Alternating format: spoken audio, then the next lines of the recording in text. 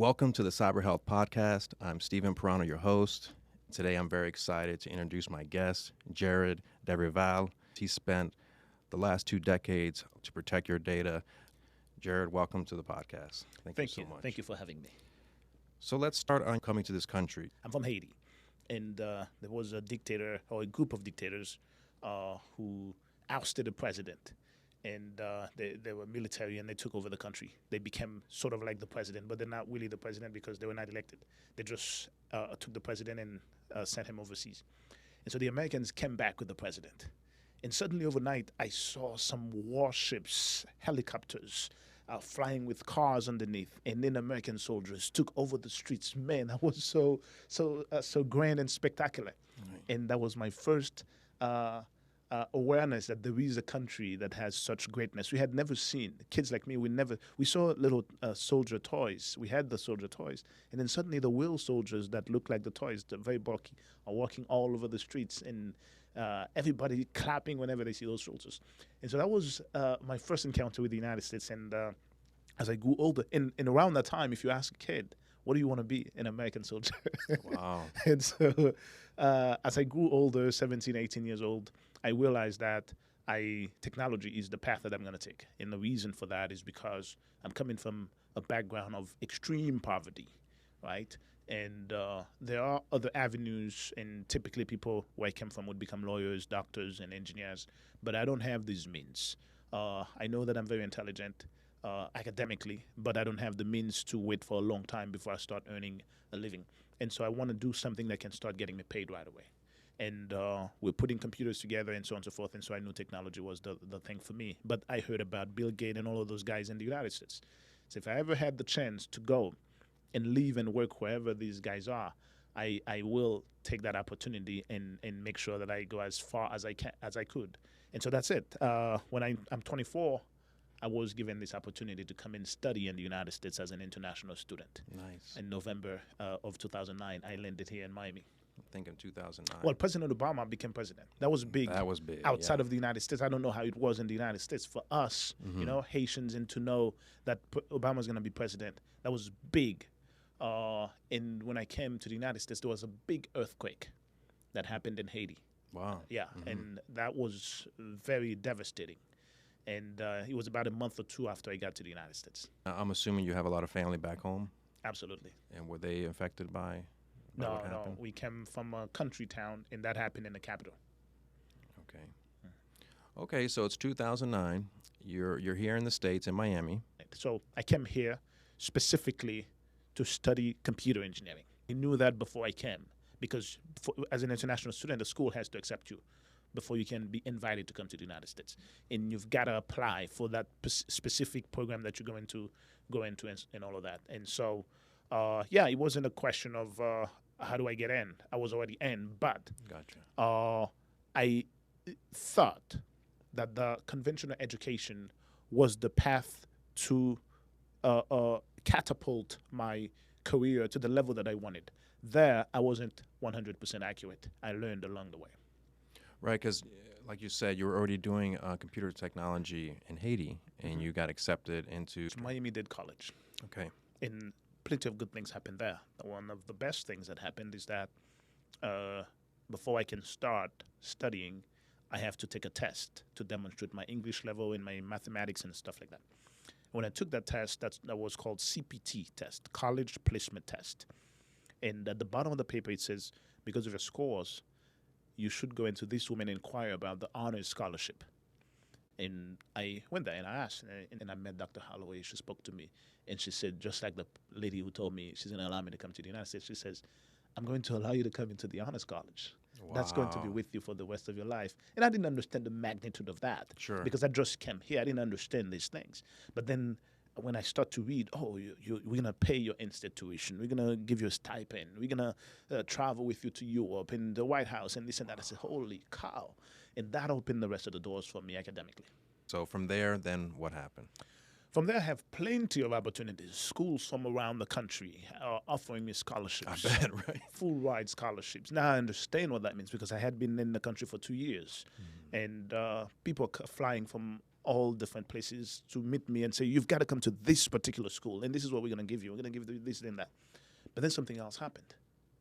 I had something that is pulling me back. I met a lady, the most beautiful lady you can ever meet. You won't understand that. I don't know if you will, but think about having a dream. Like, think about if you dream of becoming the King of England.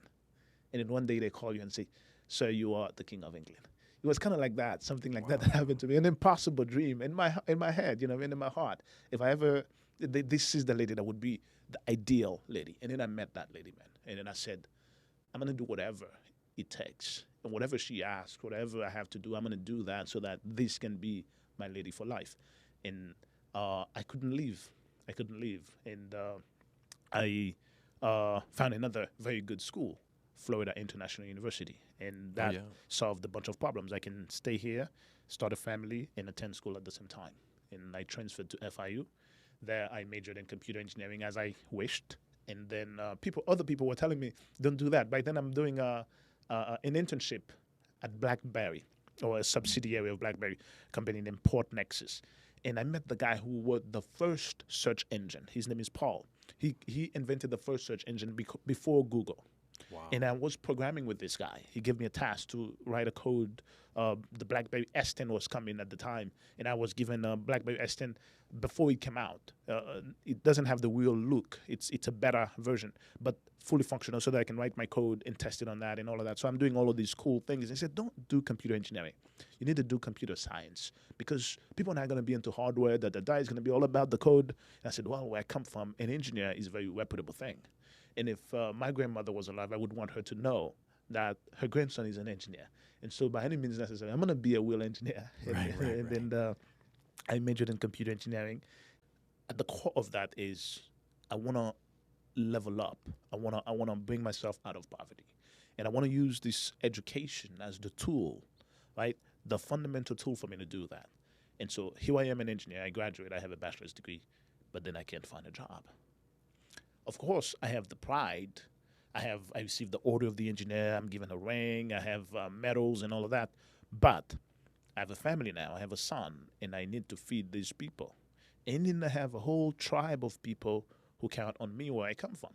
I cannot just afford to not have the means to help them and help myself. And I went back and I spoke to Dr. Pons, who is the mentor and the guy who mentors all of the people graduating in this program. I told him, I graduate, but I can't find a job. And then he explained to me that this wasn't meant to make you an expert. It was meant to show you the tip of the iceberg. I said, the tip of the iceberg for 4 years? I want to be an expert. I want to have a job that pays me well and this and that. And he said, I'm going to put some good words for you. Apply for the master's program, and I'll give you a recommendation, and there you'll learn more things. I did that, and then maybe not because of that, but coincidentally, a month after I finished with the master's program, I found the job that changed my life. And what was that? I applied for a job on Craigslist, and it was something that I did often because I'm looking for a job. I applied at least for about 10 or 15 jobs every day. And sometimes, in those days, you had this capability of saying apply to all, and I would often click on apply to all. Whenever I wake up, that's the first thing I do in the morning. And sometimes I start to look at the job descriptions and apply one by one, and at times I say apply to all. And on that day, I didn't do apply to all. On Craigslist, there's no apply to all. On Career Builder, before there was LinkedIn wasn't the way it is now. It was Career Builder. In Craigslist as well. I went on Craigslist. I applied for that particular job. And then I had to do other things. I went to Walmart, and while I'm at Walmart in line to pay, I got a call. The job called me less than an hour later. Wow. And then they said, I'm speaking to so-and-so. I said, yeah, this is I. And listen, it's about the job that you applied to. I don't remember which one because I applied to so many. He said, we'd like to have an interview with you. Okay. That happens often as well, but I never get those jobs. I only got offered the most basic jobs. And so this job, they called me. They invited me to the interview next day. I went to the interview next day, well-dressed and all of that. And it was different from all of the other ones. First, it's 2 hours away from my house. Number two, it's in the desert. it's deep into Homestead, around a military base. And the further I'm going in, the further I'm going into bushes and stuff like that. I'm going away from civilization. Oh, wow. And then I got to this place that's all fenced up with those wires on top. Yeah. And then I said, okay, that doesn't seem like a place where they have an IT job. Right. And then two guys inside of a hut, and in the only entrance that there is to this.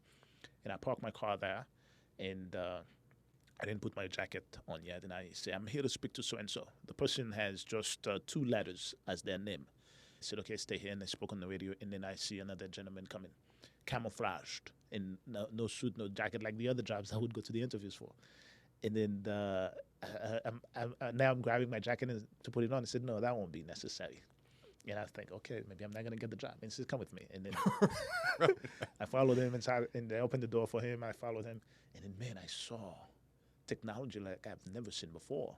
Inside of trailers, bunch of different trailers. And then they have the most advanced technologies. They're military people, military subcontractors. This guy I'm speaking with was in the military for 35 years, retired, and now he's leading this operation, a government covert operation. And that's who I am. Wow. And he says, you see this, you see that, do you understand? I said, I've never seen these things. I don't really know those things. And he says, well, I'm going to give you an opportunity. It kind of seems that this is a theme. First, the lady told me, I'm going to give you the opportunity to come to the United States. Second, Dr. Holloway says, I'm going to give you the opportunity to be in the Honors College. And then this guy, I'm not going to say the name, but he says, if you're up to it, I'm willing to give you a shot. That's exactly the way he said it. Wow. And it's just dawning on me now that this is a theme. You know what I mean? People are opening doors. Right. And I said, absolutely. He says, you go to this place, you're going to be fingerprinted, both of your hands and this and that. And if you've never had this criminal record, we're willing to give you a shot. And within minutes, I went there. And then next day, I show up to work. You imagine now, less than 48 hours later. Wow. I wake up in the morning, maybe at 8 a.m. I apply. Next morning, I'm being interviewed. And now I have to show up to work the day after at 5 a.m. That means I have to wake up around 2 a.m. because I'm 2 hours away. True. But that's not a problem for me, my friend. Mm-hmm. Even if it was 6 hours away. I'll go. I'll make it there. Yeah. And that was the job. On that job, I would work every day 12 hours. Wow. I have to be there before 5 a.m. And I can't leave until 5 p.m. And then after 2 months, I would switch from 5 a.m. to 5 p.m. I would start working at 5 p.m. and finish to work at 5 a.m. These are military people, and even if you're not military, you work as if you are, because there comes a time when you go to work overseas, and they want you to be used to different working conditions, because you won't have the time to adapt. It will be this morning they tell you, tomorrow you're going to wake up in Japan. And so you have to be prepared for that. And so, yeah, that was no challenge for me whatsoever. And when I explained to my wife what this means in terms of financial compensation, she said, are you sure about that? I said, yeah. We had never thought that we will ever earn that much money, you know what I mean, in our entire lifetime. Sure. And you think about it, I wake up this month, I'm driving Uber to make ends meet and looking for all kinds of basic work. And next morning, I wake up and I know that my salary is very huge compared to what I've ever seen before. And so that changed our lives. It changed my financial picture, but also, more importantly, it allowed me to gain the skill that I had been chasing for years now. By then, I had been in the field for over 7 years. And it's now that I have had the opportunity to see the true technology and to be exposed to the real skills that I have been dreaming about. And I said, I'm going to buckle up. Just like when I was coming to the United States, I said, I'm going to have the American experience. I said, now I'm going to have the technology experience. I'm going to go above and beyond. And I'm going to do whatever it takes so that after this job, I don't go back to driving Uber. And that's what I did. And the pressure was way less, because those people, man, they're precise. You know what I mean? And there's a significant level of stress as well for things to be achieved, and achieved with the highest level of quality and accuracy. And at times it would tax a person mentally as well.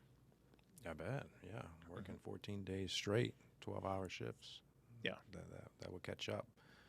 You have to be not only mentally strong, but physically strong, right, to be able to endure that day in and day out. but you seem already like a very determined individual. When your mind is made up, you're going for it no matter what.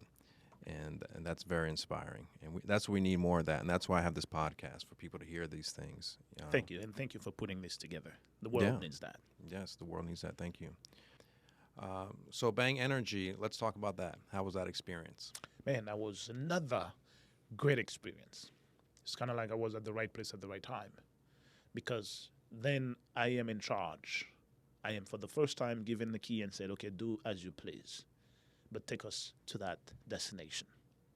And for the first time, I'm being flown in first class to different places. And the first place I was flown to was Phoenix, Arizona. Why? That's because Bang Energy acquired a big building from, I think, Carnation, and then they tore everything apart. And it's a huge space, but inside super empty. And there's dirt on the ground because we moved the concrete, everything is removed. And I'm here, they say, you're here to build the network that will operate this. And what is this? This is a manufacturing site. We have lines in Germany that are coming. They're on the ocean right now coming. And by the time they come here, we need to have a network ready for them. And I'm speaking with the civil engineers who have designed this thing. And I'm at the tail end of that, but I need to catch up. And they give me a brief tour and all of that. And then they said, are you able to do that? I said, you better believe I can. Nice. And I designed this, and I'm given all of the budget that I want. I purchased the technology, cutting-edge technology, and I said, we need two things. This can't go down. By any means necessary, it needs to remain up 24/7. And I said, I will achieve that. And we made it happen. Massive amount of redundancy, and even down to the electric source. We have city power, we have gas, we have natural gas. City power goes down instantaneously. Gasoline takes off. And gasoline has a problem instantaneously. Natural gas takes off. You know what I mean? Mm. And I contracted a major company named Schneider Electric to come and distribute this power for me to my networks. And from there, I built 29 different other sites. And that exposed me to other types of technology that are more in the cutting edge. I was exposed to technology, but they were not as up to date as the ones that I'm exposed to in Bang Energy. And I am the one designing now. I am hiring people. It's a massive experience. I'm hiring the team that's going to help me build that. I'm contracting very big companies to help me with different aspects, because when these things are happening, one person can do it. One person doesn't have. No one person in the world has all of the totality of the knowledge that's necessary to do that. And so you need to contract different sets of expertise. And I would do that. I'm in the middle. I'm very trusted, very respected, and that was a different feeling. And I'm introduced now to a new world, a corporate world, where there's a certain level of treatment and respect and appreciation that comes with the value that I'm providing as well. When I'm flying now to a place, I don't have to worry about booking my own ticket. All I need is to tell my assistant, take me to Phoenix tomorrow. You know what I mean? And then I would be asked certain questions like, what would you like? What type of breakfast do you prefer? What type of hotel? And over time, they get to learn my style, and I no longer have to say those things anymore. You know what I mean? And so that was new to me, very, very new to me. It's like I finally became the king of England. Right. Yeah. So, yeah, wow. All the things you inspired to do when you came to this country are coming true. I think it played a role, because later down the line, I realized they explained to me that I wasn't the first person. There was another person that they were looking at, and then when they looked at this person's social media, they didn't like the presentation there. And so they said, okay, we're passing on this person. And then they found me. I applied, and then they looked at me, and I looked more like the profile of the person that they were looking for. Because those folks, they're all about respect, honor, duty, and these sort of things. And so they don't associate with people who are not on the straight and narrow. And that played a major role. The second part is they realized as well that I was pursuing something, and I made some effort. I think for sure it played a role. Right, because if we had to play the hypothetical game, if you didn't have the master's, do you think you would have gotten that role? Yeah. I was the only one with a master's, and there were 35 of us. Wow. And there are others who only had a high school. Oh, okay. And there are others who didn't have high school. And we still all had the same job and the same pay. And that was one thing I admired about these people. I had the masters, and there are other people who don't have even a high school diploma. And we all get paid the same. And it's not like the other worlds, like the corporate world, where we may be doing the same work and there's a huge disparity between our paycheck. These people, we all get paid the same. It's the rank that you're in. There's a second rank where they get paid more, and all of them in that rank get paid the same. Wow. And how long were you doing that? I did it for a year. And I'm just imagining the schedule. Was it the fluctuation of day shift, night shift? That was throughout the year as well? Yeah. That probably was taxing to... Yeah, well, I would have done it for longer, but it was a contract that ended because this whole thing was built in the desert for a particular reason. Understood. Reason that I may not be able to explain publicly. And I signed things that told me that I won't be able to explain these things to people, but that ended at some point. You know what I mean? Congress and all of those people have to approve these sort of operations, and that operation ended. But as the operation is going down, they call it warm. We're going warm. That means they're going to be keeping only a few people to keep the lights on. And before that happened, I had already acquired enough skills to the point where employers left, right were reaching out to me. And then I chose Bang Energy as one of those employers, as my next employer. And man, that made a difference because I was working 84 hours a week. Wow. Yeah, that's what it is. When you work 12 hours a day, 7 days nonstop. And I work for 14 days nonstop. And then I would be allowed to take 2 days off.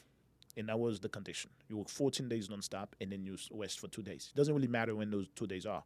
It can fall on a Wednesday and Thursday, or on a Thursday and Friday, or it's never the same. But sometimes it would be Saturday and Sunday, and my wife would be off too. Man, that was a great time. Sure. And then I moved into this new position where I'm working only 40 hours a week, and now I'm making the same amount of money or more. And I say, holy cow, it's like I'm on vacation. Next opportunity was Seminole Tribe of Florida. That's the owner of the Hard Rock hotels and casinos. And I was hired as a firewall architect to redesign the entire security operation. And within about 6 months or so, I was promoted to become the head of cybersecurity. That would be the equivalent of a CISO outside of the tribe. But the tribe has a very precise definition for chief. The person in charge of the tribe is a chief, an elected chief. And so me as the person in charge of cybersecurity, I can't be a chief. And so I was the head of cybersecurity. Wow. The buck stopped with me there when it comes to cybersecurity. And that was another massive experience. Wow. And I kept this I would say, grand mentality. If I'm doing it, I'm going to do it big. Sure. And I'm going to be me. You take it or you leave it. Not disrespectfully. Sure. But I'm not going to bend and fold to a different mold because I'm afraid that I'm not going to be able to operate. Because right. you reshape me. I'm a new person. I don't know how to be that new person. Right. I only know how to be this person that I am. Right. And so I got there fully me. And they embraced this person. And they gave me the freedom, massive freedom. Wow. And we achieved big things as well, very big things. I can remember. I have lots of fun. And it was very, very, very hard for me to leave. This was the first time in my entire life. At what point did you decide to develop Magna Cyber Academy? Yeah, it wasn't any point. I think it was always inside of me. As I'm going forward, I'm observing. And one of the observations I made was education cannot be passive. You can't come and sit down and cross your arms and say, teach me. We all come in the class in college. I noticed, I observed that we all come in the class, in my opinion, on day one, we all have the same grade. But on final day, we all have different grades. It's the effort that makes the difference. What goes in between, the amount of effort that we put in between, just like in life. Sure. I think we're all born equally. Mm-hmm. But in the end, we're not going to walk away equally. It's what happens in between. Well, how much effort do you put in? And so I always was thinking that they're not doing it the best way. I always thought that we could improve on that, on the way that the education system is. And technology is not one of those things that you can just cross your arm and say, teach me. You've got to participate You've got to bring some contribution. In all of the contribution, all of the backgrounds that you have, wherever you came from, they're all valuable. Me, I was a farmer where I came from. I was a farmer. I knew how to ride horses and tame animals and harvest very, very well. You might say, what does that have to do with the technology? Well, it's very valuable because I can go into those stories, but we probably won't have enough time. But I just want to say that regardless of the background that you come from, when you're coming into the technology field, you need to leverage these actively. And so I knew that I could improve on that. And I wanted to build a platform that puts together all of the different things that helped me get to where I am so that others don't have to suffer like I did. And the Magna Cyber Academy was the materialization of that. Think about when I was a government subcontractor with Operations Response Force 1. That's the public name of this operation that I was part of. When I was at Bang Energy, Seminole Tribe, and so on and so forth. I wanted to bring all of these things together. In the academic studies that I did as well, bring all of these things together in a way that can bridge the gap between the employers and the job seekers. Give the job seekers the skills that they're looking for so that the employers can be confident in hiring them, right? Mm-hmm. And I wanted also to remove this mystery where plenty of people think that the employers are against the employees. That's not true, because I was an employee who was at the bottom of the food chain, suffering for the longest. And then I became an employer. And then I realized that I can't hire the people who like I once was without the skill I'm looking for. I would interview people after people. I would say, holy cow, this is such a good person. I wish I could just say, here's an offer. But I can't, because I have needs as well as an employer. I need you to come and help me. I can't just give you the offer because I feel sorry. You know what I mean? And so some people don't realize that the employer, at times they don't give the offer. It's not because they're evil. It's because, it's not just at times, they have a need. I think all the time, the employers have a need, and they need to satisfy this need. And when the employee comes without the capability to satisfy it, it's a problem. And so I want to bridge this gap. And that's the idea of the Magna Cyber Academy, to be a place where technology professionals can have access to the latest technologies without having to pay an arm and a leg for that. To have access to quality mentorship, quality education, and a clear path to technology superstardom. And it took a long time. Having a dream is one thing, but understanding what's necessary to materialize it is another thing. And that understanding is very costly. We come to realize that it's a very expensive thing to do, to build a real system and invite people who know nothing about it to come and learn on it. They break it every day. You know what I mean? And you have to find a way to make it self-healing. But we're there now. We have the technology, and we're doing a lot of goods with it. That's great. That's great. Yeah, because I know I saw one of your posts on LinkedIn, and I was like, wow, this is incredible. So for people that are listening that are, whether they have some technology background or they're interested in finding out more about Magna Cyber Academy, where can they do that? Yeah, there are plenty of new go-to-market strategies that we're coming up with right now, and plenty of new value propositions and customer segments that we're targeting as well. Now, very soon they're going to learn about this, but right now, the Magna Cyber Academy can be found on magnacyber.academy. Okay. In there, people who have at least 6 months of IT work experience can apply. Okay. And they're going to be vetted, and we will help them determine if this is a good fit for them. Because at the end, what matters for us is that we help change somebody's life. You see, I learned a long time ago that if you do that, you focus on the quality. You focus on the value that you're offering. You don't have to worry about the money. The money will just come. And so we become that company that doesn't really care about the money. And the people will realize that. Because plenty of people think that they are at the position where they can learn these next generation technologies, and they're not yet. And we tell them very honestly, no, start there instead. And then later come to us, and so on and so forth. So again, I'm Steven Perano. This is the Cyber Health Podcast, and my guest here, Jared Derival. Yes, Something like that. Very well said. You see, you've been working on your French now. I'm working on it.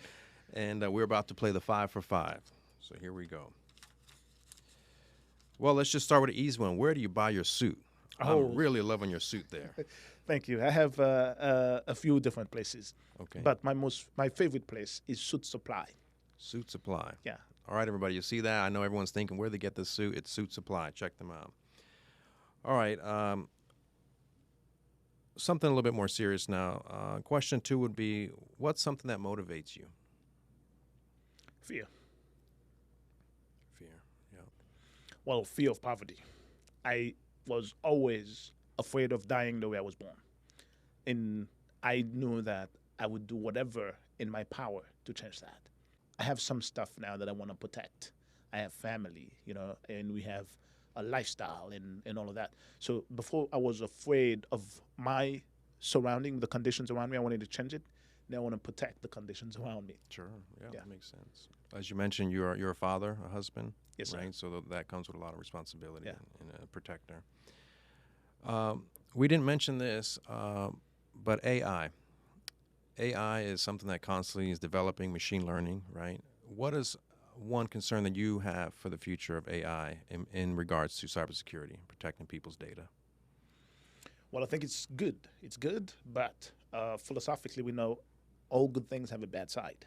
And plenty of the times, the bad is proportional to the good. And so the AI right now is being leveraged to protect and defend cyber infrastructure. There's something called AI ops. That means AI, IT, or cybersecurity operations, where the defense or defensive appliances are now using AI to speak to human to say you have flaws here, there, and fix this, that. Massive amount of opportunities there. They're being leveraged right now. But by the same token, you can see how the opposite can be true as well. And I'm concerned that if we don't pay enough attention to that, the wrong people may leverage it the wrong way. What is one of the biggest risks you ever took in your career? Biggest risk, I left Seminole Tribe of Florida. Best position, well, one of the best positions. And, you've got to imagine that this is a guy who was struggling to find a job for $10 an hour. That's all I needed, a job that pays me $10 an hour. I couldn't find it. I would find other tech jobs, but less than $10 an hour. And as a result of that, I would have to work at the valet for $4.71 an hour. Okay, that's half of minimum wage to make ends meet, because the tech job I had couldn't pay me enough to pay everything. Okay, and so I'm doing 2-3 jobs like that while I'm attending college. And then this is the same guy now who's on the second floor looking down at the window, has a whole office for myself, and then people to clean the office and this and that, you know what I mean? And I have a budget for my own decoration. How do I want this? How do I want pictures and awards to be on the wall? And I have my own parking spot. I only show up 2 or 3 times a year, and then no one's gonna park in this parking spot. I have a car at my disposal to drive, and a card for fuel, and so many other things that my imagination could not come up with. And so I'm leaving all of that. But more importantly, more than those things, I had another thing that was extremely more valuable than that. You remember about those things that I just mentioned to you? To me, as a regular person, they were huge. It's kind of like I became Bill Gates overnight. But then there was this other aspect, the respect. The respect. I am king. When I speak, people listen, not because I force them. They just respect the value that I bring. You know what I mean? I am consulted, and events occurred, and I would say, this is the path that we're taking. And then they rallied behind of me. And I said, what do you need to make it possible? And what are the means that you want us to put in place? And I would say it costs X, Y, and Z. I said, we'll double that. And this is not something that you could put a price on. And something else came along. And I said, no, I'm not leaving that. And then another thing came along, a third, a fourth, a fifth. And then I shut off my LinkedIn profile so that I no longer am in touch with other potential employers. And man, another opportunity came along, and then my people, immediate surrounding, explained to me, maybe God's speaking to you. And listen, you need to listen. And I remember that I was telling to one of my best friends, whom I met at Seminole Tribe, that it's probably the Haitian in me, that we tend to be loyal, and we conservative. We stay with the same thing for a long time. And she said, maybe you need to speak to that Haitian inside of you. And Wow. that was a big decision for me. And I never have Sure. that feeling again where I feel bad, I feel sad about leaving an employer. Right. And I feel I would say remorseful as well, knowing all of the things that I'm leaving behind. And I'm going into a different world that I have no clue about. You see what I'm saying to you? Yeah. And that was big. With all your experience and knowledge, if you had to start all over again and you had no formal training or education into IT, what would you say? Favorite quality over anything else. I think education is one of the things that you don't want to be cheap with, just like food and the environment in which you live. You know, don't go cheap on those things. That doesn't mean you need to break the bank, but give the best you can. Favor quality above everything else. Just like if you're going to eat or you're going to drink something, you're not going to say, let me find the cheapest food, the cheapest drink. That's going to make you sick. If you're going to be educated, find the best education that you can find. And that was my philosophy from day one. And that's the reason why I came all the way to the United States instead of France or Canada, where they already speak French. But I knew the quality that I would get from the United States. And so there are plenty of free things, and you can augment your education with them, but don't make them your priority. And also, be patient.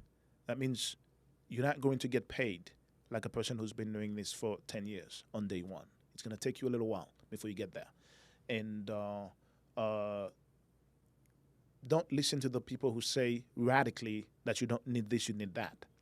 At times, it's a combination of all. And it's very subtle. Like I told you that I became the head of cybersecurity. I was 34 years old. Nobody told me, but I kind of have a feeling that they see a piece of every different aspect of me, and that makes the whole. So it's not just that I have the technical pedigree, but I also have some other aspect. I dress well. I speak eloquently. I speak grammatically correct, and things of this nature. You see, all of these things come into play. Learning English is a good thing. Speaking English properly is a good thing. For you, it plays for you instead of against you in the workforce. Dressing appropriately is another thing. Having the right attitude, and that's the best of all. Be a positive person. No one's looking for a jerk to work with. People are looking for positive-minded people, people that they can collaborate with, people that they can trust. And I say that all the time, that it's not really who you know. It's who trusts you.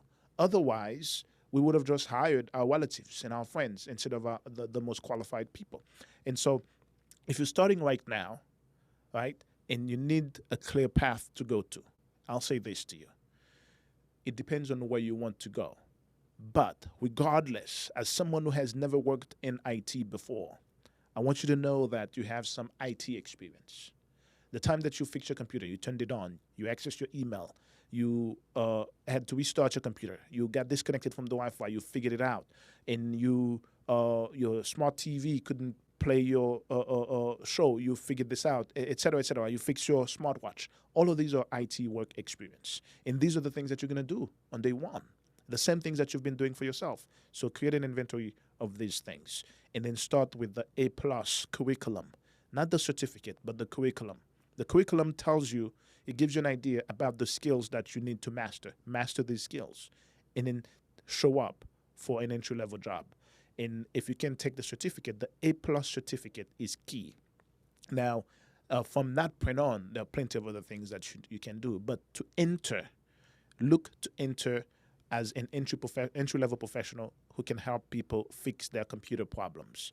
And I'll say the last piece. I think that's very valuable. You see, the most important IT skill that someone can have, the most important technical skill that someone who wants to work in IT should have is diligence. Not technical skills, not certificates, not diploma or anything else. It's diligence. Because in IT, you will have to solve problems that you've never met before. Every day you fix a problem that's new to you. So if you panic and you say you're going to have to ask people, no, go diligently and find out what the answer is. It's already online. Go find it. And whether or not you need certificates in college degrees, I would say it depends. But they never hurt. So it's not just one. If you could have all of them, I'd say by all means have all of them. But if you have to choose, I'll say start with what takes you to your goal the fastest. And I think the A+ is known to take people there within 6 months. Wow. Wow. Well, thank you for that advice. A lot of people can, learn from that and appreciate it. Well, like I said, we're probably going to have to do a part 2. I really appreciate your time and coming here into the studio. I hope everyone enjoyed this podcast, and if so, please leave a comment below and like and share this. And you can find Jared. Where would they find you? The best place? Yeah, Jared Derival. I'm the only person with that name, so I'm easy to find, to be found. I'm on LinkedIn, and I'm on Instagram, Facebook, and very importantly, YouTube. I host the IT Proof of Concept podcast. I'm starting this out, and so I'm not really a super hardcore podcaster, but I put a lot of effort into it. So Jared Derival, connect with me, and I speak to people all the time. I'm Stephen Perano, your host for the Cyber Health Podcast. Tune in for our next episode. Thank you guys for your continued support. And thank you, Jared, for coming. Always a pleasure. Take care, sir.